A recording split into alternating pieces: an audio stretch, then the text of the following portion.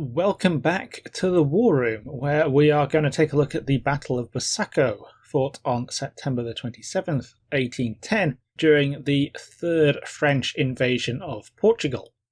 This is an interesting battle on a number of levels. The day itself illustrates the advantages of reverse slope positions and the tactical contest between column and line, but it is also a component of a larger campaign, so we'll be examining that and how the battle fits into it. By July 1810, the situation in the Iberian Peninsula looked on its surface very much in favour of the French. After a campaign that had brought the French to the gates of Cadiz, and amidst rolling efforts to stamp out guerrillas all over the country, particularly in Catalonia, Napoleon created the Army of Portugal for a third invasion. Napoleon was resolved, to quote Oman, that there should be no failure this time, for want of preparation, for want of sufficient strength, that no risks should be taken, and that what he regarded as an overwhelming force should be launched upon Portugal. After Junot's disaster of 1808 and Soult's fiasco in 1809, those are the first two French invasions, the imperial prestige could not stand a third failure. Napoleon may well have intended to take command himself. After the Battle of Wagram in June 1809, he had begun transferring more than another 100,000 troops to Spain, including the Old Guard, who always accompanied him in the field. Ultimately, however, he stayed in Austria to engage in diplomatic marriage shenanigans, the Old Guard was recalled before it reached Bayonne, and Napoleon continued directing operations in Iberia from the other side of Europe. In this, he maintained the cardinal sin that constantly bedeviled the French in the Peninsular War. There was no overall theatre commander. Napoleon's brother Joseph, who had been implanted as the King of Spain, and the various French generals spread across the country had their own orders, responsibilities, and personal ambitions. Warfare in Iberia did not align with the kind of warfare that the French had grown used to elsewhere. French imperial armies were usually expected to live off the land, operating in a dispersed manner before rapidly concentrating for action. Spain and Portugal presented a hostile environment that stifled this mode of operation. Firstly, in a country that was mostly arid and mountainous, food production was greatly limited compared to the plains of Europe. The Spanish army struggled to even feed itself inside its own country. The French were not uncommonly reduced to marauding or deserting simply to try and find food. This interfaced with a second problem, the guerrillas. The French occupation of Spain was deeply unpopular and offensive to the Spanish, and while their regular army was regularly crushed in open battle, French messengers, supply convoys, and foraging parties rapidly discovered that they could not move freely around the countryside like they were used to elsewhere, unless they wanted to be ambushed and killed, or worse, by roving bands of guerrillas. With troops becoming penned up in garrisons and detachments of several hundred required to move around safely, Iberia soaked up French manpower like a sponge and left comparatively small numbers of men for offensive operations, who found it difficult to supply themselves and even harder to communicate with one another. With all these problems, it's no surprise that the French generals in the peninsula found themselves focused on their own problems, more likely to compete with one another than cooperate. Napoleon attempted to exert control from afar, dispatching detailed orders to them individually, but given the 3-week travel time for messages to pass between the peninsula and the emperor, it's no surprise that these orders were out of touch with the situation on the ground. The Allied situation in the Peninsular War was not much better at this stage. Spain was essentially out of the fight, at least in conventional terms. Not only had the Spanish field armies been repeatedly shattered, but the Spanish government was fragmented, fractious, and prone to overpromising and under-delivering to their British and Portuguese allies. The Portuguese were arguably in a better state, remaining unoccupied, but had also been governmentally and militarily crippled earlier in the war. The royal family and many ruling officials had fled to Brazil in the first French invasion. Most of the rest of the government had disgraced itself and lost the trust of the people by cooperating with the French, who for their part had identified the most useful core elements of the Portuguese army and sent them off on garrison duty elsewhere in Europe before disbanding what was left. The British, meanwhile, possessed the only meaningful Allied field army in Iberia under the most capable general, the Duke of Wellington. But this was still a small force. In 1810, only about 30,000 men compared to more than 300,000 French, and it represented an army that Britain could not easily replace. Losing a battle or sustaining significant casualties could result in the destruction or withdrawal of the only British army on the continent. However, with Wellington and this small army the only thing standing between Portugal and absorption into the French Empire, the Portuguese state placed itself at the disposal of the British. Amongst other efforts at great cost to the Portuguese people, the Portuguese army began to be reconstituted, with British arms and equipment drilled and trained to British standards and jointly commanded by British and Portuguese officers. The resulting Portuguese brigades were integrated into British divisions as part of the field army, increasing its strength to about 50,000. Wellington further integrated less regular Portuguese units of militia into his planned defence, particularly the Ordenanza, which is a kind of Portuguese home guard organisation, and used massed civilian labour to help prepare the battlefields he expected to fight on.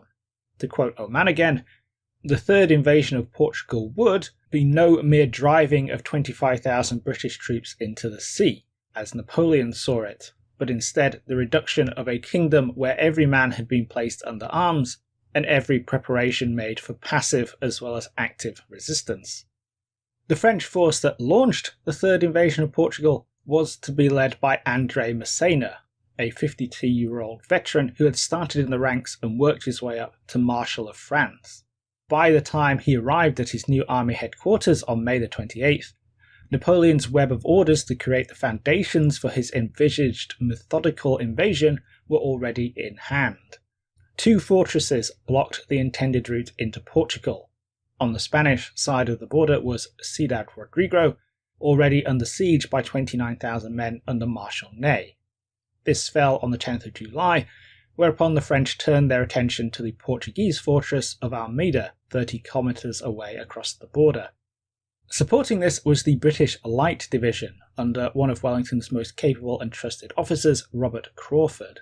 Brigadier General Crawford's main task was to keep an eye on the French and stop them from reconnoitring the frontier. Wellington had given orders not to risk his force, but having had no real chance to prove himself in the past, either serving under incompetent generals or being on detached duties during major battles like Corunna and Talavera, Crawford stood his ground when Ney approached Almeida on the 24th of July. Intending to give the Marshal a bloody nose before retreating, Crawford was instead nearly overwhelmed by the speed and mass of the French force. Caught with his back to the impassable gorge of the River Coa and its single narrow bridge, the Light Division managed to extricate itself only with some difficulty and, after punishing French troops trying to storm the bridge behind them, disengaged overnight. This left Almeida uncovered and Massena laid siege.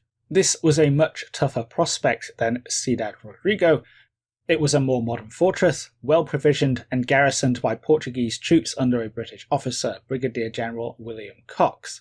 While it would inevitably fall without relief, and Wellington was not minded to risk his army against Massena's superior French forces by trying to relieve it, Almeida could be expected to hold out for several months, pushing the French invasion into the harsher weather of the autumn and giving Wellington more time to complete his preparations. Ney was detailed to conduct the siege and, although the rocky ground and harassing fire from the garrison made construction of the first parallels slow going, 50 guns in 11 batteries were in position to open the bombardment on the 26th of August. The garrison put up spirited resistance, but at 1900 on the first day, they suffered disaster. According to Oman, defenders in the castle courtyard were in the process of loading a convoy of pack animals with barrels of powder to resupply the artillery on the walls when a French shell landed amongst them. The explosion ignited a trail of powder from a leaky barrel that led back to the magazine and another barrel waiting at the open door. The entire magazine detonated in one of the largest man-made explosions up to that date. The castle disappeared in a pillar of smoke and fire, the buildings inside the walls were devastated, and the streets blocked with rubble. Some of the debris launched into the air even went so far as to land in the French trenches and crush some French infantry. This misfortune ripped the heart out of the defence. Although the walls were intact, the gunners manning the guns on top were decimated and the survivors were now out of powder. Although Brigadier Cox was resolved to hold on for as long as possible to buy Wellington more time, the Portuguese defenders were irrevocably shaken. Encouraged by Portuguese defectors in the French army, and discouraged by both the apparent hopelessness of their position and the evident fact that Wellington was prepared to abandon them to their fate, they forced Cox to surrender. The way was now open for Massena to invade Portugal.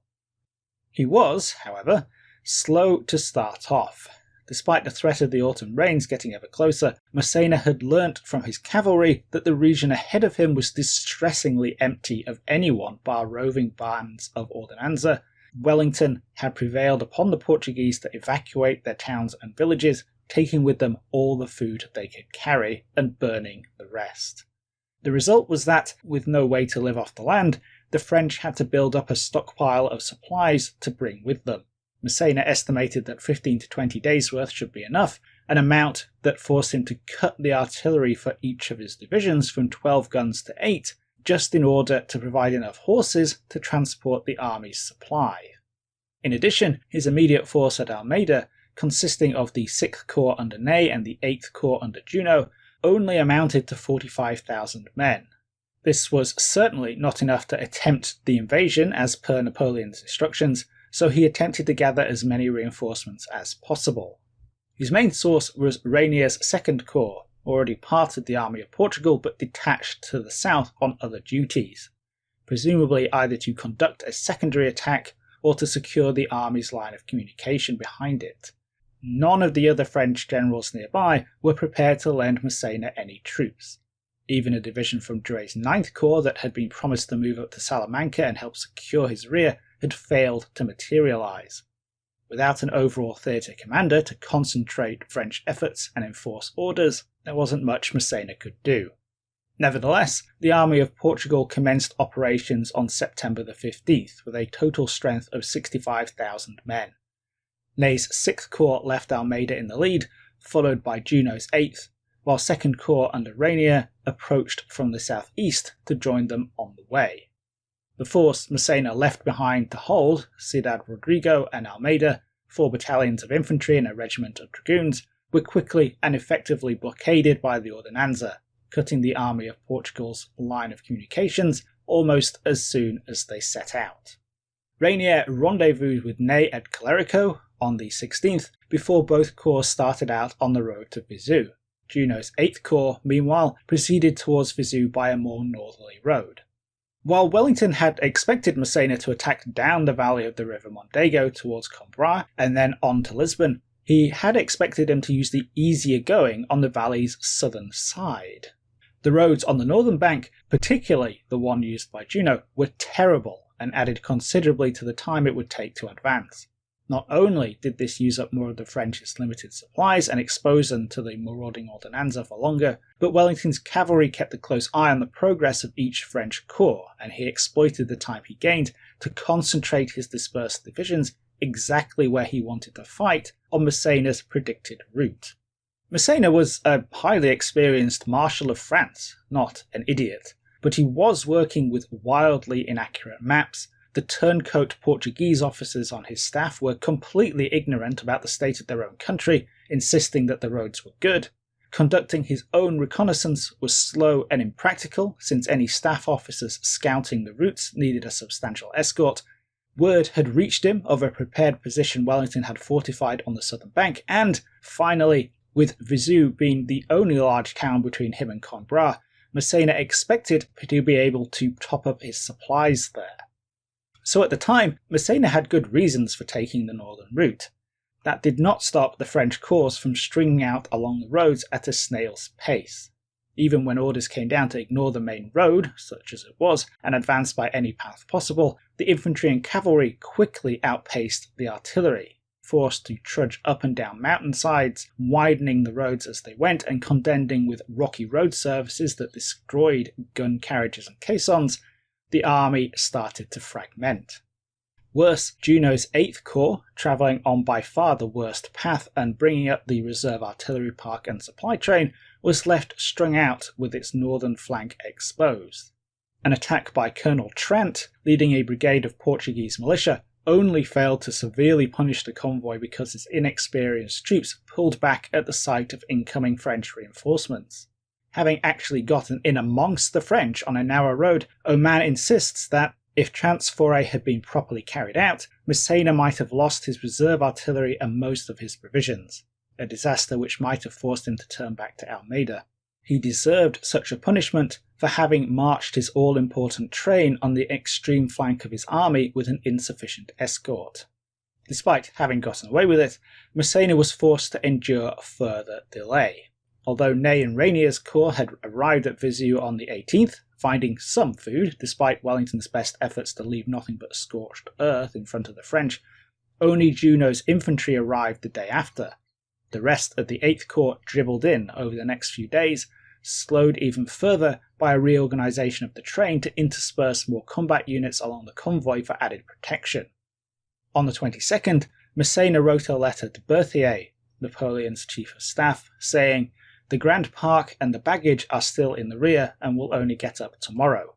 It is impossible to find worse roads than these. They bristle with rocks, the guns and trains have suffered severely, and I must wait for them.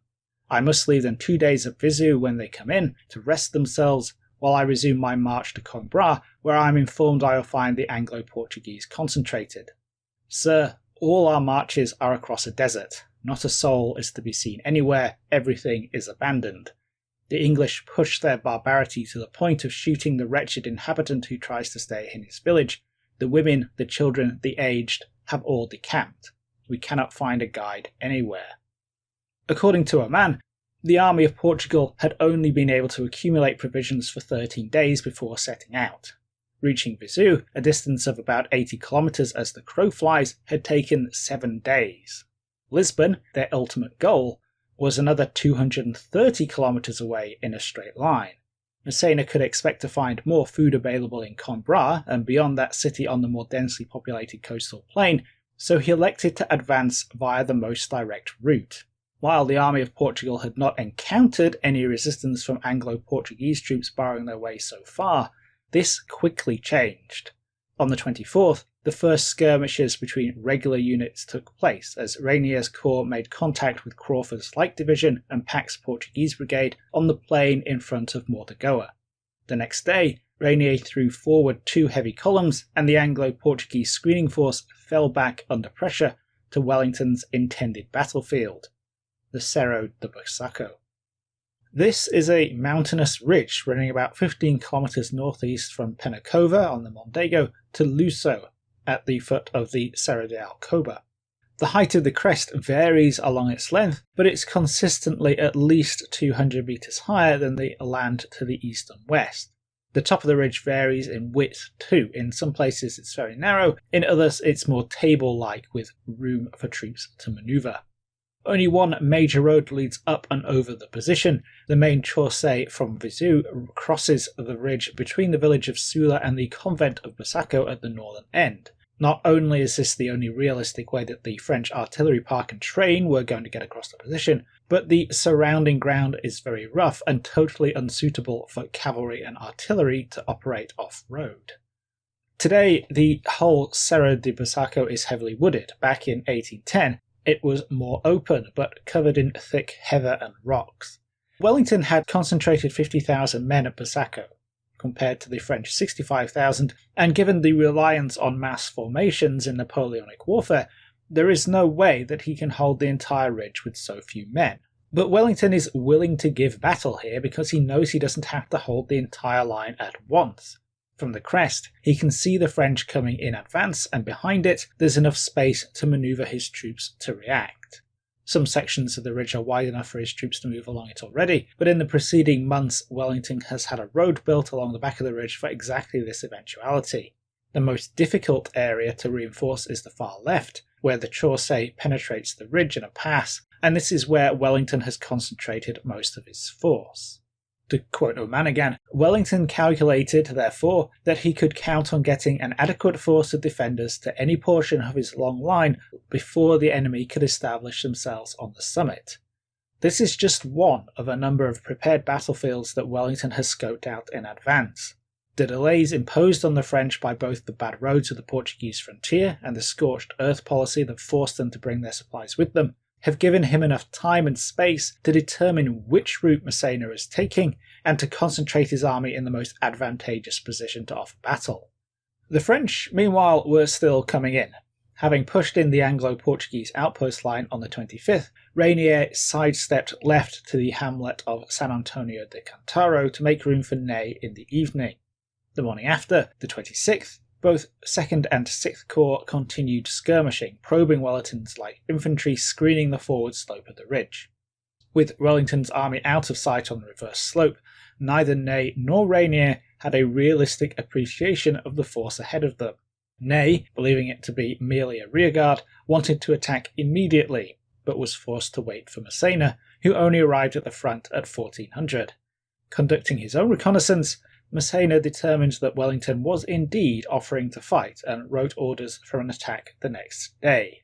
Exactly why Massena didn't come up to Ney and Reynier earlier isn't clear, but with Junot's 8th Corps still arriving from Viseu, it wouldn't entirely catch up to the 2 forward corps until the night of the 26th, and the rough terrain making a late attack that dragged on into, or began in, darkness impractical, it seems entirely reasonable for the French to hold off on attacking until the morning of the 27th. Massena dictated a two-pronged attack. Reynier was to attack first, throwing his entire corps forward up the most accessible slope from San Antonio de Cantaro, in 1 or 2 columns masked by swarms of skirmishers. After smashing through the British line anticipated on the crest, he was under orders to reform and then swing north towards the convent of Busaco, aiming to hit Wellington's perceived centre in the rear. Ney was to wait until he saw Reynier's men achieve the summit, then attack directly up the Chaussee with 1 column advancing on the road itself, and another of the easier going towards the village of Sula. After breaking through the British defences on the crest, Ney was to adapt to Reynier's movements, either crushing the Anglo-Portuguese between them or forcing them off the ridge. Junot, meanwhile, was to hold the 2 infantry divisions of his 8th Corps in reserve, ready to support either attack as necessary. To best understand this 1-2 punch of infantry columns, we need to take a quick diversion into Napoleonic combined arms. Obviously, combined arms is not a modern concept. In this era, we have 3 building blocks: infantry, artillery, and cavalry. Infantry are armed with muskets, which are short-ranged, inaccurate, and slow to reload. So infantry fight in lines, where the maximum number of men can fire their weapons and maximize their firepower. But lines are difficult to maintain when moving, especially over broken ground, or when combat necessitates complex maneuvers. So infantry moves around in columns to retain their cohesion. So attacking infantry, who must move forward, generally adopted columns to more quickly close the distance to the enemy. Obviously, when a column meets a line, the line will have a significant firepower advantage until the column can deploy into its own firing line. This is where the combined arms team comes in. Infantry columns operate with clouds of skirmishers in front of them. These are dispersed rather than ranked infantry, who serve to harass the enemy while being difficult to deal with in return. As the attack column advances, the artillery concentrates on the section of enemy line where the attack will go in. The aim here is to cause casualties, demoralize the enemy, and disrupt their formation. In an ideal situation, the officers leading the attack column judge the correct moment when the enemy infantry has been sufficiently degraded by skirmishers and artillery to launch their attack. The column advances. With any luck, the enemy is so shaken that they collapse and flee before it can get close. If it comes to a fight, the column officers need to deploy into line at the right moment. Too early, and they'll lose cohesion closing the final distance. Too late, and they'll spend too long exposed to the defenders' fire while they're in column. But ideally, the attack column deploys and shatters the defending infantry with overwhelming firepower. Matters generally don't come down to the bayonet. Actual close combat is rare because soldiers usually break and run before contact. Once the enemy line has been broken, the cavalry pursue the survivors and ride them down to stop them from reforming. Cavalry also have a secondary role in threatening enemy infantry, hopefully encouraging them to form square, a formation in which they are essentially immune to cavalry charges but horrifically vulnerable to artillery fire. This is obviously highly simplified, but should go to show that Massena's plan to attack in columns was not mindless. Contrary to popular British myth, British line is not guaranteed to prevail over French column. It's a little more complicated than that. It should be evident here at Busaco, though, that Wellington's choice of position on a reverse slope amidst broken difficult terrain has broken the French combined arms team. The success of the French infantry columns against anyone except unsteady troops rests on extensive preparation by supporting arms, especially skirmishers and artillery, and the ability of commanding officers to seize the right moment to attack. The reverse slope of Busaco and the broken ground ahead of it prevent the French from supporting their columns effectively. The cavalry cannot maneuver in this terrain, and the artillery cannot engage targets on the reverse slope. The infantry themselves cannot see the Anglo-Portuguese waiting for them over the crest, so cannot make a good judgment about when to deploy from column to line. Again though, Massena, Ney and Reynier were not stupid, and they fully understood that they were having to rely almost purely on their infantry. But they were all convinced that the British would not hold on under the impact of the columns. Some members of Massena's staff voiced concern, notably his chief of staff Thirion, but to them he said, "You come from the old army of the Rhine, you like manoeuvring. But it is the first time that Wellington seems ready to give battle, and I intend to profit from the opportunity." Even had Massena had a higher opinion of his opponent, Wellington has engineered the campaign so far to pressure him into an attack on his terms. The French are on the clock thanks to their supply situation and the threat of the autumn rains. That time pressure will ease significantly if they can win a decisive victory. There is, however, one thing that Wellington can't set up in advance: the weather. On the morning of the 27th of September, the Cerro de Busaco is shrouded in mist. Wellington's long, thin, incomplete line atop the ridge has been robbed of the visual early warning it needs to concentrate in the right place at the right time to repel the French. Hidden from view at the bottom of the slope, Reynier assembles his attack columns in front of the village of San Antonio de Cantaro. On his left are the 15 battalions of Houdelet's division, about 8,000 men, aiming to attack up the country road leading across the ridge from San Antonio to Palheiros. The 31st Leger is at the head of the column, followed by the 17th and 70th Legers of Foy's brigade, all backed up by the 47th in reserve. Reynier's right-hand column, aiming to advance up the slope some way to the side of the road, was smaller, with only about 6,500 men in 11 battalions. Leading the attack was the 36th Leger, followed by the 2nd and then the 4th. Opposing them was Picton's division. Defending the San Antonian road itself was the 74th Highland Regiment and Champalimaud's Portuguese Brigade, with the 8th, 9th and 21st Portuguese Regiments, along with Arenschildt's Portuguese Battery and the 45th Nottinghamshire Regiment in immediate reserve. Off to this formation's left was one of the gaps in Wellington's line, with the next unit of 3rd Corps, the 88th Connaught Rangers, about a kilometre away where the ridge started to rise up again. Although the defenders could hear the drums and shouts of the French columns beneath them, the mist stopped them from identifying their avenues of attack. They were preceded by swarms of skirmishers who engaged the British's own skirmish screen on the forward slope. Stationed with the bulk of his troops on the San Antonio road, Picton could hear the rising crackle of musket fire off to his left and that worrying gap, and sent half of the 45th and 2 Portuguese battalions from the 8th Regiment to fill it. He didn't have time to follow up that decision, however, as the head of Houdelet's division appeared on the road in front of him. This was the 31st Leger, who had the misfortune to make contact with the defence just as the mist was beginning to lift. Trying to deploy from column to line, the 31st was savaged by Arenschildt's guns, as well as volleys of musket fire from the 74th and the Portuguese 21st. The 31st was able to hang on under the withering fire, but was unable to deploy and, although they didn't retreat, were hopelessly disrupted and disorganized.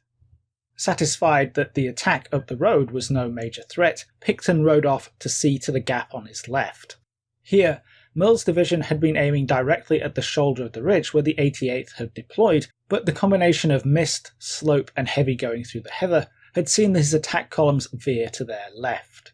This effectively changed the division's attack by column into an attack by echelon, and although the massed infantry formations were greatly disrupted by the climb, they were now marching straight towards that gap in the line. The first French regiment to reach the crest, the 36th Leger on the division's right, found no Portuguese or British troops in position waiting for them. They were rapidly approaching, though, as the 36th tried to reform. Colonel Wallace of the 88th found himself on the flank of the French attack and, seizing this chance to attack before the French could get organised, coordinated with the incoming wing of the 45th sent over by Picton and charged. On the slope behind the 88th, Wellington appeared with a pair of guns that immediately opened fire, adding to the volleys of musketry poured on by the 8th Portuguese. Following the 45th, these two battalions had found themselves staring down the front of the French column and immediately deployed into a firing line. The 36th, focused on the Portuguese ahead of it, found itself suddenly assailed from the flank by Wallace's force, which followed up a series of close-range volleys with a bayonet charge. Too disorganised to stand, the 36th recoiled into the 2nd Leger coming up alongside it. The panic spread and the two intermingled regiments fled back down the ridge, impacting onto and then bringing with them the 4th Leger bringing up the rear. Wallace chased after them with the 88th and 45th until they came under fire from Rainier's artillery at the bottom of the slope, at which point the British companies withdrew back to the crest. Meanwhile, sensing disaster, Rainier rode to Foy's brigade, which was waiting in Houdelet's column behind the stalled 31st, and ordered them into the attack. Getting off the road and advancing to the right of the ongoing combat ahead of him, Foy advanced with his 7 battalions. Despite being able to see Merle's division fleeing down the hill off on their flank, Foy's battalions ground their way up the slope, forcing back the vastly outnumbered remaining elements of the 45th and Portuguese 8th. This new attack didn't only smash into the Anglo-Portuguese line, but Foy was able to get his lead battalions onto the crest and began to quickly prepare them to sustain the attack. At that moment, however, General Leith's 5th Division arrived from the British right. Stationed further down the ridge, Leith had been under orders from Wellington to close in on Picton's division at the San Antonio Road if he faced no threat himself. With nothing to his front and the sound of the guns to his left, Leith had made the call to reinforce the 3rd Division. Finding the situation precarious and French troops ahead of him as he arrived, Leith immediately mounted a counterattack. His leading regiment, the 9th East Norfolk, deployed on the flank of Foy's leading battalions, opening fire and then advancing by volleys. Closing to within 20 yards of the French, the 9th prepared to charge, but Foy's men disintegrated back down the slope. In Foy's own words, "My heroic column, much diminished during the ascent, reached the summit of the plateau, which was covered with hostile troops. Those on our left made a flank movement and smashed us up by their battalion volleys. Meanwhile, those on our front, covered by some rocks, were murdering us with impunity. The head of my column fell back to its right, despite my efforts. I could not get them to deploy. Disorder set in, and the 17th and 70th raced downhill in headlong flight. The enemy pursued us halfway to the foot of the heights, till he pulled up on coming under effective fire from artillery." Rainier's attack was effectively over. Despite outnumbering the Anglo-Portuguese on his front by 2-1, he had lost 2,023 men, including about a quarter of his officers, and had failed to punch through the British line. Wellington's army had lost considerably less, about 600 casualties in total. The events of Ney's attack are considerably less complex. He threw his 2 attack columns forward as soon as he saw Merle's division reaching the crest on his left. Ney's objective was to pass where the Chaussee pierced the Serra de Bussaco, and although it would be hard going advancing up the defile, Massena clearly intended for Ney to at least fix Wellington's attention and reserves at one end of his line, just at the moment that Rainier punched through further down. On the Chaussee itself, Ney stacked up Marchand's division, Further right across a deep ravine and aiming to attack upper spur occupied by the village of Sula was Lasson's division. Ney kept his 3rd Division under Mehmet in reserve. Defending the pass itself was Crawford's Light Division. On its left, opposite Lasson, were the 95th Rifles and 3rd Cazadores. On the lower slopes and the village of Sula, backed up by the 1st Cazadores, 43rd Monmouthshire and 52nd Oxfordshire on a bend in the road.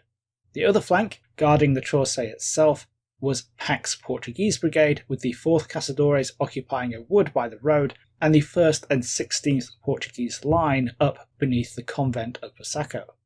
Lasson's brigades made steady but painful progress against the massed skirmishers ahead of them, eventually taking the village of Sula, only to find it well ranged by Anglo-Portuguese artillery around the edges of the pass. Unable to stay there in the fire, they pushed on.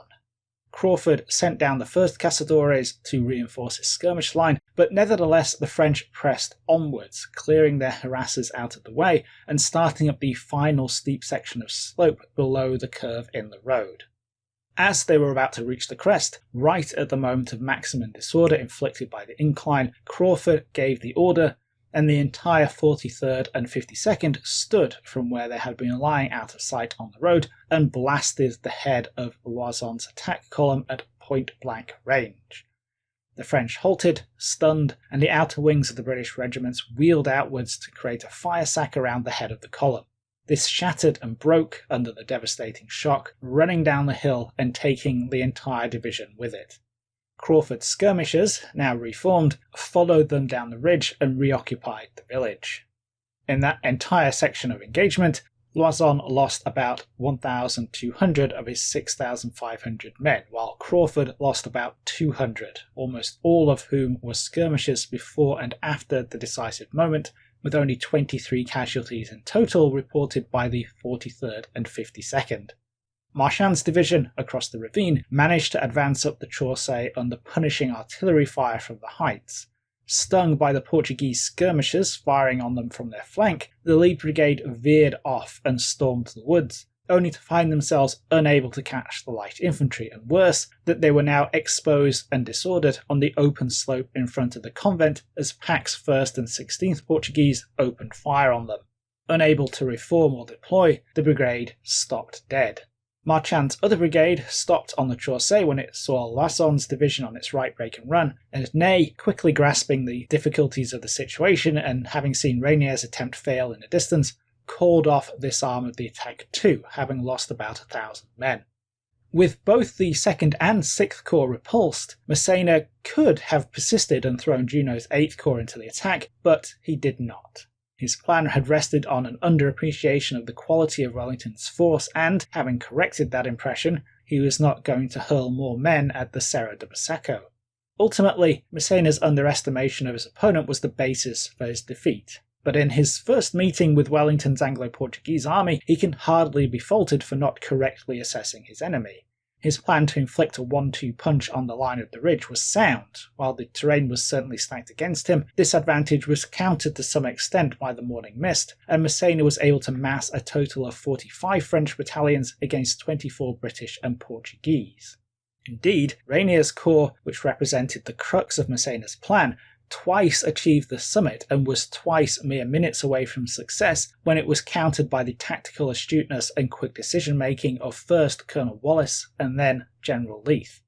It's hard to see what Massena could have done better once he had decided to mount a frontal attack. All in all, French casualties amounted to 4,498. 552 dead, 3,612 wounded, and 364 missing. Wellington's army lost a total of 1,252, with 200 killed, 1,001 wounded, and 51 missing. By chance, according to Oman, the British and Portuguese share of the casualties was exactly 1-to-1, with each nationality suffering 626. The morning after the battle, Massena was no closer to Coimbra and its promise of supplementary supplies than he had been the day before, though he had exchanged 4,500 casualties in return for gaining a better appreciation for the calibre of his opponent. Unwilling to simply give up or divert his army away from Lisbon, the objective set by Napoleon himself, Massena ordered his cavalry to find a way around the Serra de Bussaco. This they found to the north, and by 1400 the army of Portugal was beginning to move to exploit it. Moving across the front of an enemy at such close range was a risky endeavour, but Massena judged that should Wellington descend from the heights to fall on his rearguard, the broken terrain would delay him so much he would be able to react. For his part, Wellington had no intention of taking that risk. Although he had successfully repulsed the French, he had no desire to deviate from his plan of campaign. By 1800, on the 28th of September, Massena's intentions had become clear, and that evening Wellington wrote his orders instructing his army to leave the Serra Bussaco and fall back on Coimbra and then to Lisbon. With the two armies marching off in opposite directions, the Anglo-Portuguese gained a lead that the French had little hope of closing. Wellington's plan still relied heavily on a scorched earth policy, and although the Portuguese government had announced it, it had done little actual work to enforce it outside of the frontier regions. Down on the more densely populated coastal plain, most of the 40,000 strong population of Coimbra had first believed themselves too far from the border to be concerned about the invasion, and then that the French defeat at Bussaco meant they did not have to worry about evacuation. News of Wellington's retreat towards them and his resolve to forcibly expel anyone trying to stay and to destroy any provisions left in the city triggered an exodus. A mass of refugees fled Coimbra in the direction of Lisbon, carrying everything they could. Screened by the British cavalry, Wellington's commissariat officers stayed in Coimbra up to the very last moment, denying provisions to the French, but there was ultimately far more left behind than Wellington would have liked.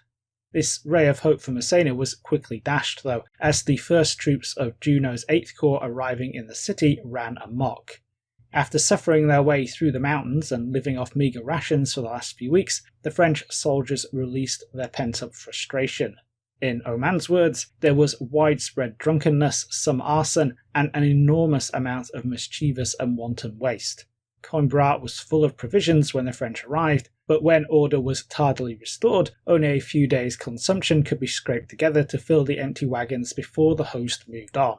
Increasingly suspicious of Wellington's refusal to stand and fight now that he demonstrated that he could, Massena resolved that he needed to speed up and catch the Anglo-Portuguese army on the road to Lisbon. Accordingly, when he marched out of Coimbra on the 4th of October, he left behind him 4,000 sick and wounded. Unwilling to slim his force down any more than absolutely necessary, he left only a single company to guard them.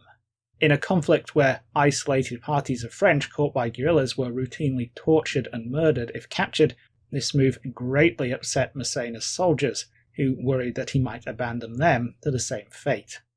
As it happened, the French garrison and hospital in Coimbra was captured some days later by Trant's militia brigades coming down from the north, who managed to protect them from the vengeful populace. Following in Wellington's footsteps and clashing constantly with his cavalry rearguard, Massena reached Leiria on the 7th, only to be slowed by the onset of the autumn rains as they progressed beyond. It wasn't until the 11th that Massena received word from Montrun, commanding his advance guard, that they had run into a string of enemy fortifications only 20 kilometres from Lisbon. This was the lines of Torres Vedras. Spanning the peninsula leading down to Lisbon from the Atlantic coast to the river Tagus, Wellington had, without the French gaining any word of it, built the most impressive fortification system of the Napoleonic Wars. These were not continuous lines, but 3 belts of mutually supporting redoubts covering all possible approaches. Each of the 152 positions was a minor fortress in its own right, with surrounding ditches and palisades requiring a set-piece assault to take, but under direction from Wellington's engineers, the massed Portuguese work gangs had also remodelled much of the ground in front of them. Hillsides were smoothed out, buildings torn down, and woods uprooted to create clear fields of fire and remove dead ground. Rivers and streams were dammed up to create bogs and lakes. Valleys and draws by which French columns could advance were filled with abatis and covered by guns. The terrain outside Lisbon was by no means as formidable as the massive Serra de Bussaco, but by the time the French arrived, everything had been done to give the defenders as great an advantage as possible. On top of that, the coast could be dominated by the Royal Navy, with ships to the line in this period carrying more guns than the average field army, and the River Tagus was defended by a flotilla of small gunboats. The forts and redoubts were linked and served by new roads behind the front, and the two main lines were studded with semaphore stations to allow them to communicate not only laterally along themselves, but back to Wellington's headquarters. Finally, the works were manned by Portuguese militia. This left the Anglo-Portuguese field army free to react and counterattack as necessary when the French were fixed by the fortifications. Arriving on the 8th of October, Wellington even found that another brigade of British infantry had arrived in Lisbon, supplementing his force. It was only on the 14th that Massena actually came up to inspect this obstacle, and by evening he had resolved that he could not prevail in attacking it. In a report that Foy later presented to Napoleon, he writes, "The Marshal Prince of Essling, that's Massena, has come to the conclusion that he would compromise the army of His Majesty if he were to attack in force lines so formidable. He could not even invest the first line and conduct anything approaching a close blockade. While Wellington could rely on prepared supplies in Lisbon and resupply by sea, Massena was running low on provisions and finding it incredibly difficult to source more thanks to Wellington's scorched earth policy." The Army of Portugal remained in front of the lines for a month before disengaging on the 14th of November. Unable to force the lines, unable to stay, and with Massena unwilling to totally abandon the invasion, the French force fell back to Santarém. Although the Anglo-Portuguese army maintained contact, Wellington remained cautious, being prepared to let starvation, illness, and desertion destroy the French for him instead of risking an attack. It wasn't until the next year that, reinforced, he mounted an offensive that drove Massena out of Portugal. The turning point in the third invasion of Portugal was not, then, the Battle of Busaco, but the French discovery of the lines of Torres Vedras. It had always been Wellington's plan to retreat behind the lines and force the invaders to try and subsist amidst the scorched earth he left behind him, so why did he fight a battle before the French got there? It's clear that Wellington certainly intended to fight at least one before he entered the lines. That battle was ultimately fought on the Serra de Busaco, but only because that was on the route chosen by Massena. Wellington certainly had other pre-prepared positions on the roads to Coimbra, where he could have given battle. As ever, the most obvious reason for Wellington to fight in front of the lines was political. To force his Portuguese allies to endure the privations of a scorched earth policy, evacuating their homes, abandoning their farms and businesses, and burning their food, before leaving almost the entire country to the French without a shot being fired in order for him and his army to sit behind the lines, was politically unacceptable. Wellington had to fight at least once to prove to the Portuguese, as well as to ever-sceptical elements of the British government, that he was capable of defending Portugal by active measures as well as passive. This doesn't mean that the Battle of Busaco isn't interesting. It's a classic example of reverse slope defense and the use of terrain to shape a battle. The fact that the battle itself was not decisive does nothing to minimize the tactical achievements of the Anglo-Portuguese army. So, that went on a lot longer than I intended. I hope you all enjoyed it, and I'll catch you in the next video.